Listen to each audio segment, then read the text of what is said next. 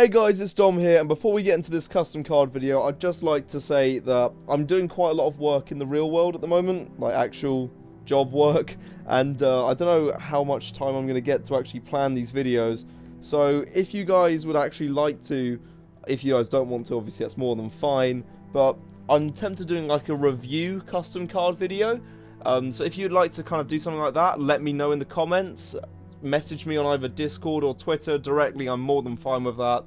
Sending me images of custom cards you'd like me to review. If I get enough of them, maybe I'll give them a look through. Of course, if you post them in my Discord server, I'll also have a look. Or if you @ me on the Elder Scrolls Legends official server, I will probably look at it there as well and review it in the video. But yeah, hope you guys are all doing well. Let's get into what we're looking at today, which are deck condition cards. So like the ones which are saying things like if your deck started with no duplicates, but that's already been kind of looked at quite thoroughly. So today I'm going to be investing in cards which are based off certain guilds in the game, but all have the effect which only work in a single attribute deck. So either only willpower, only endurance, something like that. And I've made one for each of the attributes, just so people might actually think, oh yeah, let's run a single attribute deck.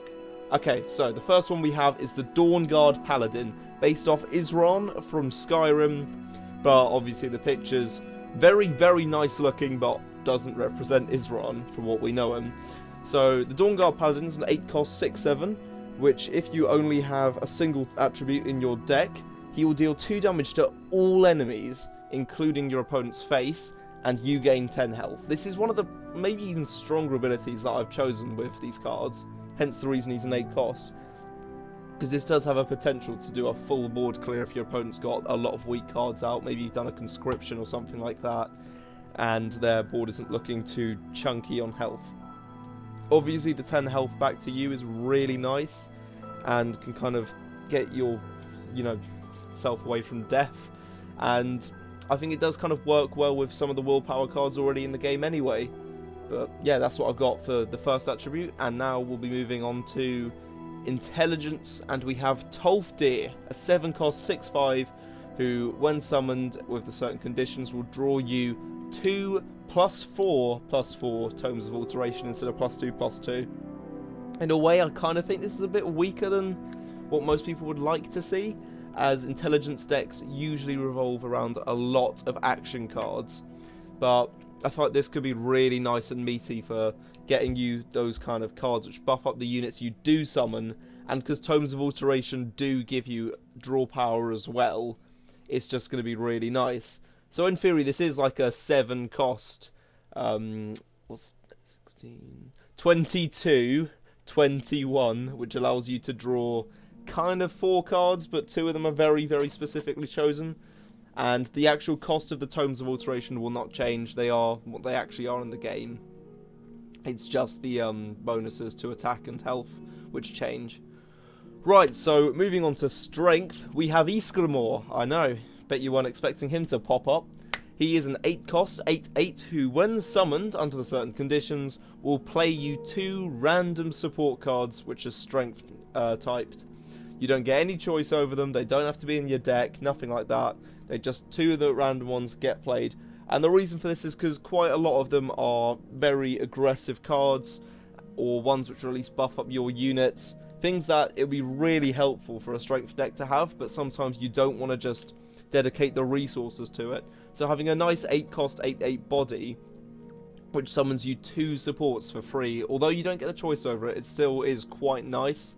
And it's something that maybe you might want to invest in if you're doing an only strength deck. Even though those ones usually go for the lower cost cards, maybe run one of, or you can only run one of these, run this card as well. So if the game is starting to drag and you do draw this, slap it down, gain the advantage. Right, so moving on to endurance, I was a bit stuffed actually for this. So I thought, you know what, let's just go for the Icarus.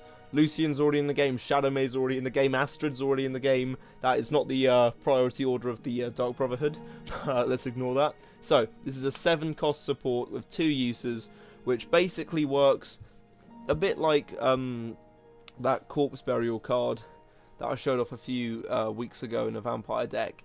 And it also allows you to draw a copy of any endurance creature from your deck and give it a +2/+1. So it is actually really strong, because it will make an extra copy and put it in your graveyard, as well as allowing you to draw one, which are both buffed. But obviously the limitation is what they are with all these cards. Single attribute, you just got to go with it. You just got to say, yep, this is my deck. And the reason why I made this one a support is because Endurance can run a lot of weird and wacky cards, and Dark Brotherhood doesn't really fit in with Undead. But yeah, now we actually move on to Agility, and we have Karliah, a 6-cost 2/8, who, if you've only got Agility cards in your starting deck, basically gains everything, and that being Lethal, Cover, is able to attack twice in either lane, and ignores cover. So basically you'd play Karliah just to get rid of your opponent's field. It would be a card that you'd play just to massively put like a threat on them and bait out as much removal as possible.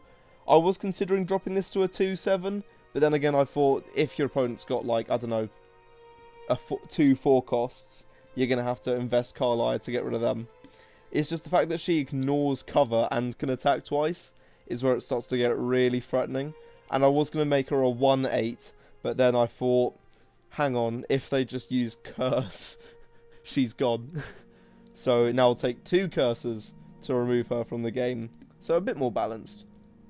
Right, and finally we have the neutral card, Dwemer Architect, a 6-cost 5/5, who, if all your starting cards are neutral, basically you gain, or all the cards in your deck, creatures that is, they will gain Dwemer as an additional type, and will gain +1/+1 to their power and health, which is really nice because it means all those really weak Dwarven cards will get a bit of a buff, and if you do manage to play Halls of the Dwemer, your opponent's a little bit screwed, because everything's going to be a lot stronger. And yeah, turn 6 is basically going to be the danger number for neutral decks if this was added to the game. Something that your opponent would see and then think, maybe I should just forfeit now. Maybe I should just hope they don't draw 90% of their deck and just get the really bad cards. But yeah, that's all I can really say about these cards, and I hope you've enjoyed this video. Like I said, I'm quite busy at the moment, so if you guys would like to do a video of me just reviewing your cards, it would save me one video I make a week, as I'm trying to make 3 videos a week at the moment on a constant rate. But obviously that's up to you guys, and I will still happily make another one if needed.